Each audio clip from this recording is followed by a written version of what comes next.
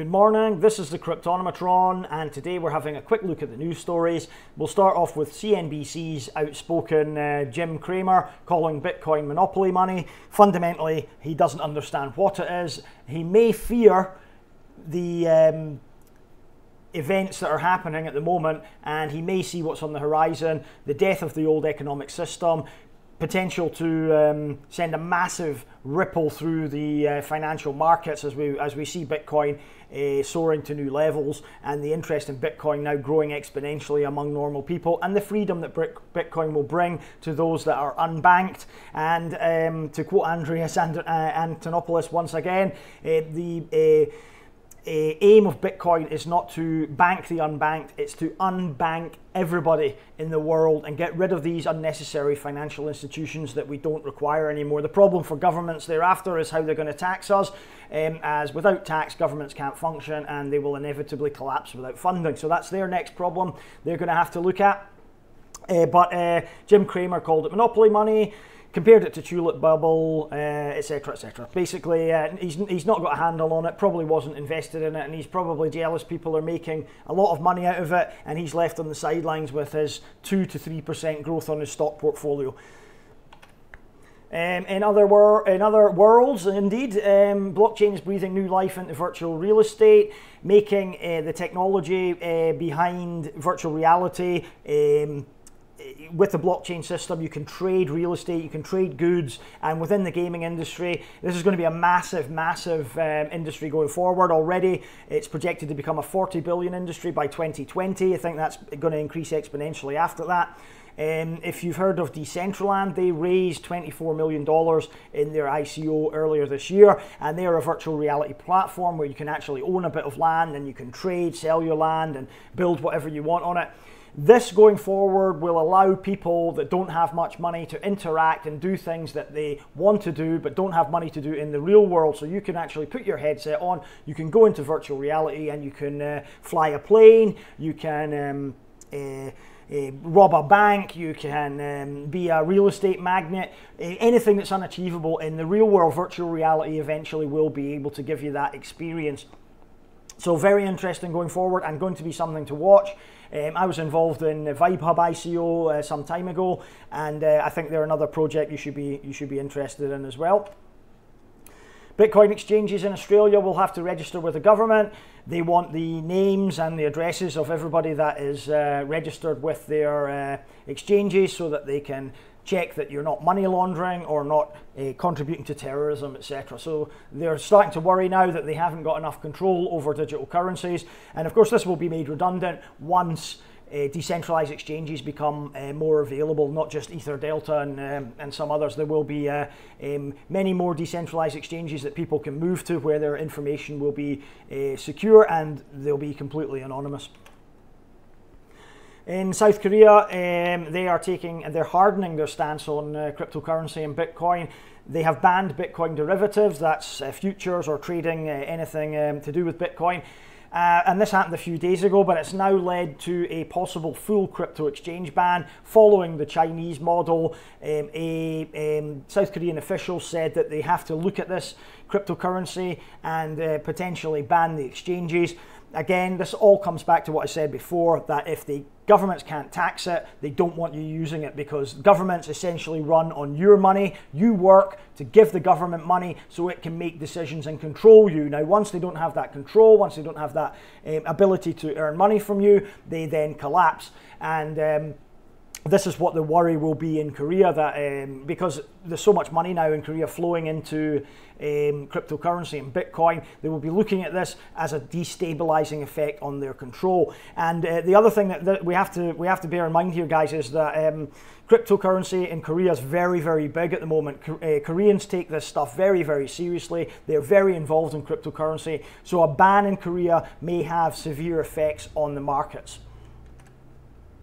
In Moscow, they have launched an Ethereum voting system, so Muscovites can actually use the blockchain technology to participate in votes on certain activities, and the local governments will implement whatever gets voted for. So that's an interesting use of the technology. It shows that there is real-world application for the blockchain, in this case the Ethereum-based blockchain.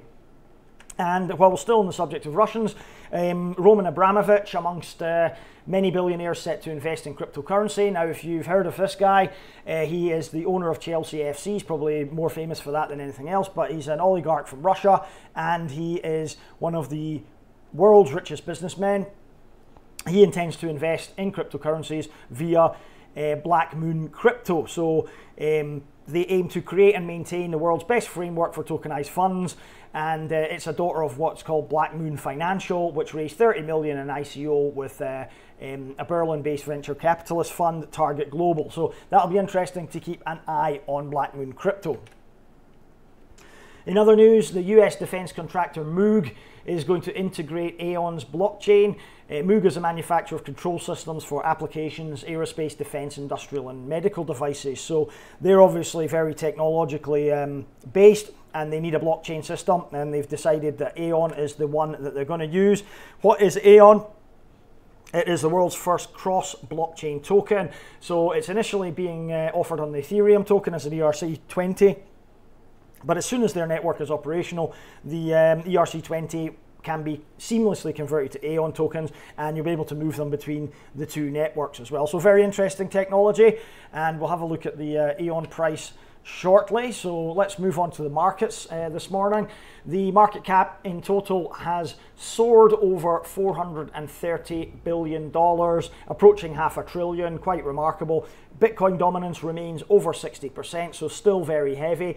As we can see, Bitcoin has retraced slightly from all-time highs of up to over $18,000 in some cases, and maybe even over 20,000 in some Asian exchanges I was hearing. So it's retracted back, but don't worry, that is healthy. That means that we can maintain steady growth going forward. If it's just going parabolic, I think I would start to worry a little bit more. Looking at the rest of the charts here, most of them are in double figures green, which is very healthy. Litecoin doing very, very well. It seems that a lot of the top alt currencies or altcoins are going to benefit from this Bitcoin slowdown, and some money is going to trickle down into them. Whether they can maintain that recovery is yet to be seen, but certainly a lot of them are worth a lot more in US dollar terms.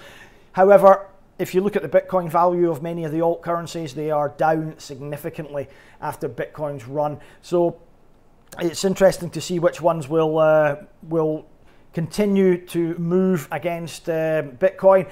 New economy movement there, up 120%. That's phenomenal, up to 53 cents. Great technology. Let's just quickly look at what it is. It is a smart asset blockchain platform, and NEM's blockchain was designed and coded from the ground up for scalability and speed. The two things that the other blockchains seem to suffer from: scalability, how big can it grow basically, and the speed of transactions. NEM doesn't have any of those problems. It can grow without ever compromising it. So that's very interesting.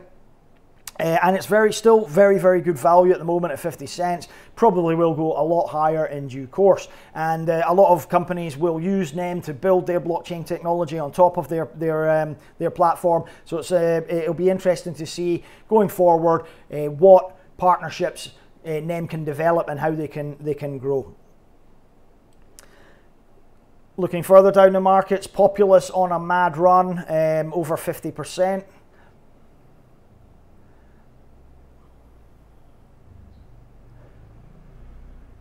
Let's have a look.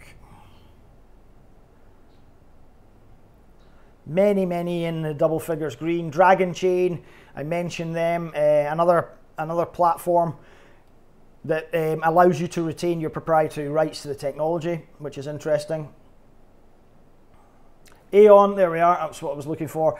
Aion now at 250, up 23% and continuing to grow, possibly on the back of that news that Moog are going to use their technology. Let's just have a quick look at its recent growth.